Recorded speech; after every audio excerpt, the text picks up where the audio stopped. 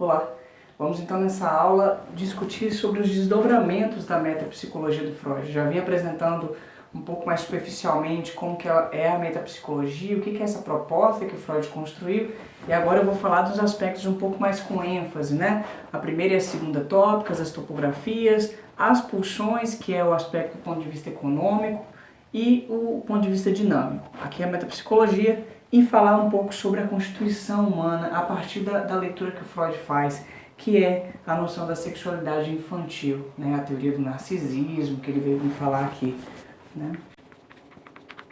O Freud foi construindo um campo, uma teorização que pudesse explicar os processos humanos, o que acontece, né, com o ser humano no momento que ele vai se constituindo, se desenvolvendo e chegando ao ponto de criar os sintomas, os processos e ir para o consultório procurando ajuda, por exemplo, né? Então, eu vou falar um pouco disso, mas assim, o que é importante que se entenda, toda a elaboração que o Freud fez começa desde o princípio e vai até o último momento da vida dele. Ele vai elaborando e reelaborando a teoria o tempo todo. Isso mostra a marca dele de estar sempre buscando uma nova leitura para ampliar o que ele estava pensando e escutando na clínica. A gente tem um modelo básico, que eu acho que é essencial da teorização do Freud, que é a noção de que existe entre a consciência e o pré-consciente e o inconsciente uma censura. Essa censura ele chamou de recalque.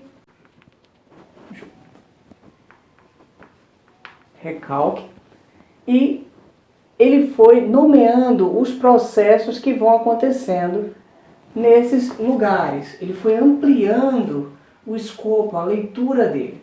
Então, ao mesmo tempo, o Freud tem uma leitura do aparelho psíquico,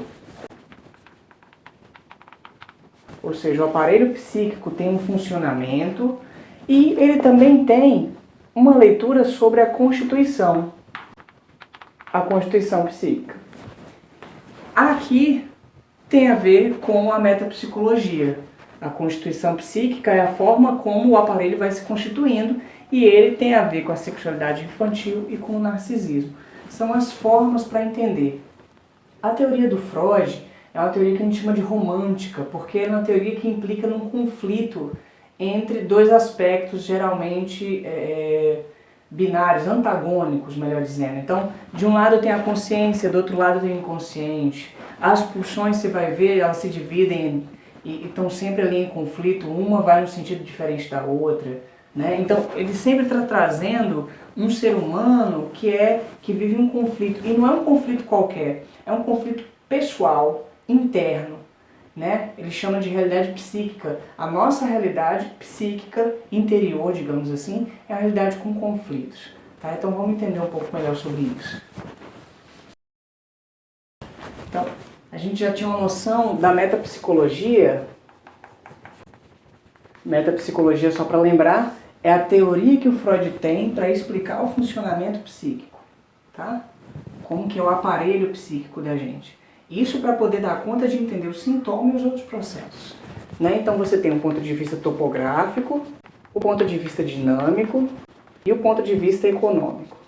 Ele diz, para cada sintoma, para cada sonho, para cada situação que acontece na nossa vida e que a gente não tem uma explicação racional e consciente, a gente tem que tentar buscar pela via da metapsicologia, né? Então um sonho, a gente não sabe do sonho, por que ele veio, o que aconteceu, um sintoma, o que aconteceu comigo, né? Uma troca de palavras, sabe essa situação que você fala assim, não fui eu não queria fazer isso, mas eu fiz, desculpa, foi sem querer, mas querendo, ou seja, minha consciência diz que não, mas alguma coisa diz que sim. Sempre que há algo assim, sempre que você se dá conta dessa estranheza que emerge, desse acontecimento, que tem uma estranheza, do tipo, não sei por que isso aconteceu, não sei por que eu fiz isso, o Freud propõe a leitura metapsicológica. A gente vai ter que entender, primeiro, os processos a partir da topografia, que ele propõe duas formas. A existência do consciente, do pré-consciente e do inconsciente. E depois, anos mais tarde, ele propõe a existência de três estruturas: o ego, o superego e o id. Juntamente, ele vai construindo a noção do dinamismo do psiquismo, do aparelho, que diz respeito aos processos de condensação e deslocamento, e também ao recalque. E ele vai construindo a teoria do processo econômico que tem a ver com as pulsões. Ele cria duas teorias que elas se articulam, né? Uma primeira, que são as pulsões de autoconservação versus as pulsões sexuais. E depois ele constrói das pulsões de vida versus as pulsões de morte. O que é isso? Tá vendo o conflito? Ó, sempre dois elementos, consciente e pré-consciente versus inconsciente. Aqui é ego e o id. Aqui, condensação, deslocamento e recalque versus recalque. Pulsões de autoconservação versus pulsões sexuais. Pulsões de vida versus pulsões de morte. O Freud sempre tem esses antagonismos, que não é comum, a gente não vai ver isso em todas as teorias. A gente vai ver mais à frente que só aparecem algumas, né? Que são as teorias românticas, né? Que implicam nesses elementos contraditórios ali se constituindo, né? Então isso aqui foi como que o Freud foi entendendo. A gente tem o inconsciente, que é esses elementos censurados que estão na gente, que tem a ver com as pulsões, alguma coisa emerge enquanto um desejo, que é não consciente, alguma coisa se coloca, a gente fica perturbado.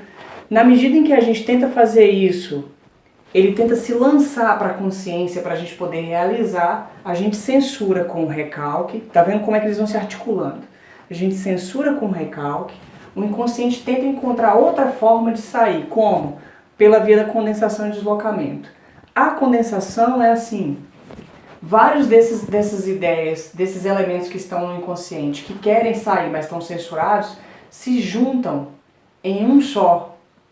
E eles passam como se fosse uma outra coisa. Vou dar um exemplo daqui a pouco. Um outro exemplo é no deslocamento, que a energia, o afeto, a energia está aqui nas pulsões, que estava ligado a esse elemento que foi censurado, ele se desloca e vai para outro elemento. E o outro elemento passa e a gente se satisfaz mesmo assim. O Freud foi se dando conta disso quando ele estava estudando os sonhos. Porque assim, ele estava escutando as histéricas, as pacientes, os pacientes. Quando essas pessoas falavam, de repente, na associação livre, eles falavam assim, de repente me lembrei de um sonho aqui. E começavam a contar o sonho. E eles iam trazendo esses elementos que o Freud foi se dando conta de que, da mesma forma que o sintoma, o sonho, esses outros aspectos que eu estou falando, que a gente não tem muito controle, tudo parece que tem um funcionamento muito parecido. Então ele começou a estudar os sonhos, ele escreveu a Interpretação dos Sonhos, que é a obra magna dele, né, assim, a principal. E nessa obra ele vai falando assim, que o sonho, ele tem uma diferença aí que a gente não consegue entender muito bem, assim. Porque uma coisa é o sonho relatado. Outra coisa é o material de fundo. É o que está escondido por trás do que foi sonhado. E aqui a mesma noção, ó. O sonho relatado é o que eu lembro do sonho, é o consciente. Aqui está o inconsciente. E ele fala, por que a gente sonha, por exemplo, com uma casa e a gente fala, olha, eu sonhei com essa casa, mas parecia uma casa, parecia um escritório, ao mesmo tempo parecia o lugar onde meu pai ia trabalhar quando eu era pequeno. Aí o Freud foi pensando, será que não é tudo isso junto? Será que não tem várias memórias que se somaram nesse material? Olha a ideia de condensação aí. Você sonha e fala, nossa, eu sonhei com aquela pessoa e eu não sei se era meu pai, se era um tio, se era um primo, eu lembrei de um amigo, parece um amigo meu. Todas essas pessoas estão fundidas, ou seja, condensadas numa mesma pessoa. E aí o Freud foi pensando, esse é um mecanismo inconsciente, vários traços vão se juntando numa só e passam, e aí a gente não censura, a gente não se perturba com isso. O outro é o deslocamento, que ele diz assim, a pessoa queria sonhar com um determinado objeto, mas aí aparece outro e o termo parece se referir àquilo, ele dá a impressão daquilo.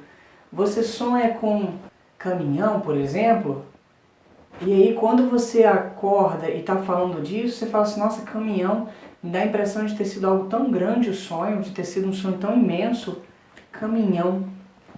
Entende? Um caminho grande, um caminhão. E aí você sonhou com um objeto, caminhão, mas talvez ele estivesse se referindo a uma distância muito grande que você estivesse percorrendo.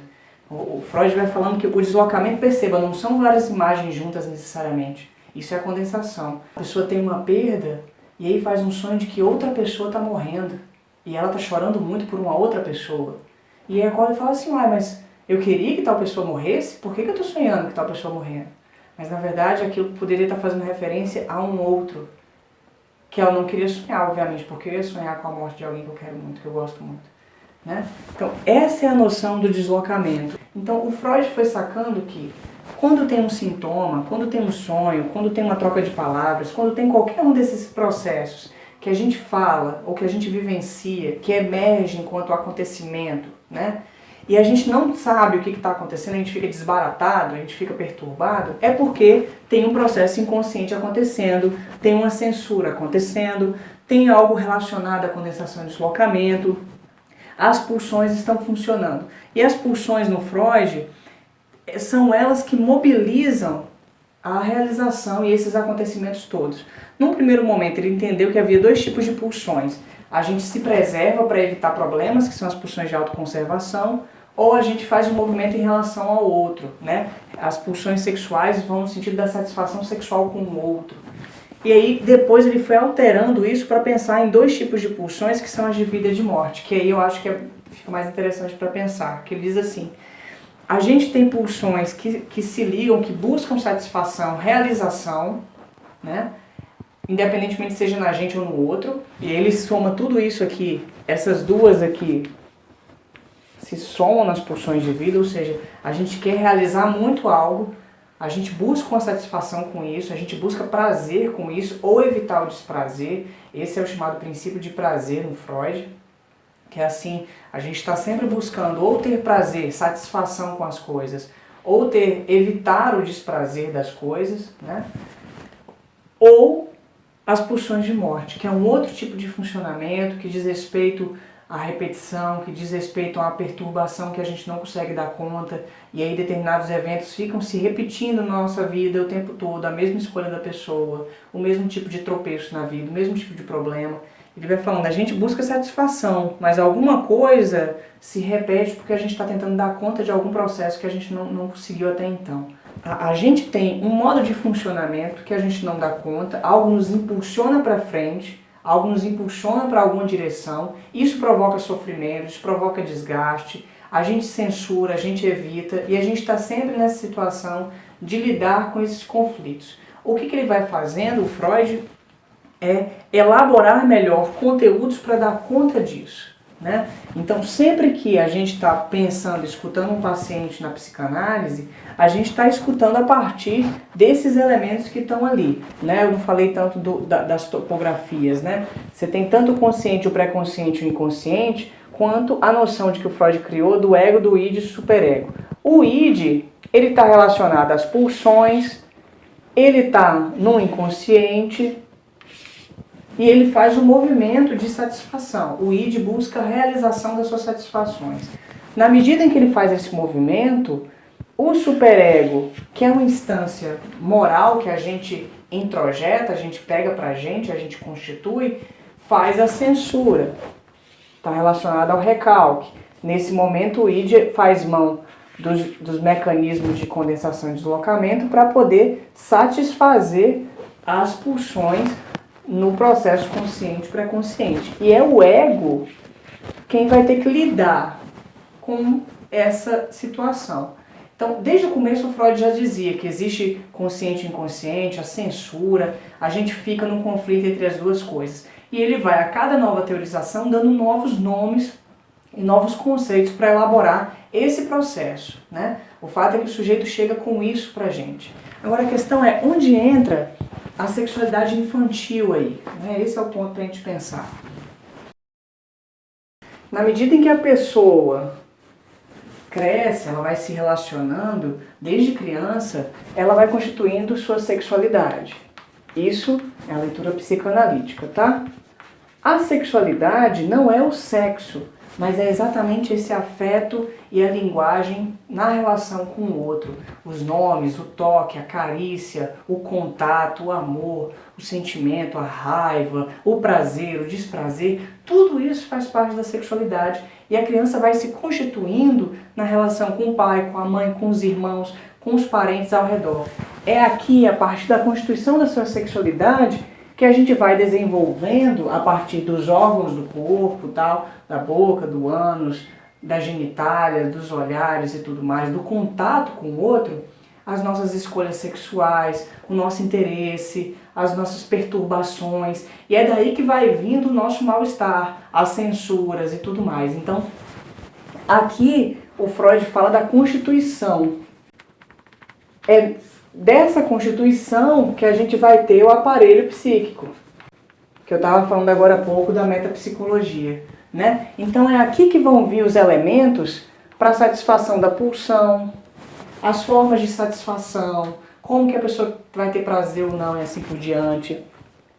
É daqui que vai vir os elementos relacionados ao recalque, à censura, a como que a pessoa vai evitar certas situações. É aqui que ela vai constituindo esses aspectos que dizem respeito a como que ela vai buscar e como que ela vai se defender ou evitar. Isso se constrói na relação com o outro que constitui a sexualidade. Um dos termos principais que o Freud foi dando aqui é o chamado narcisismo.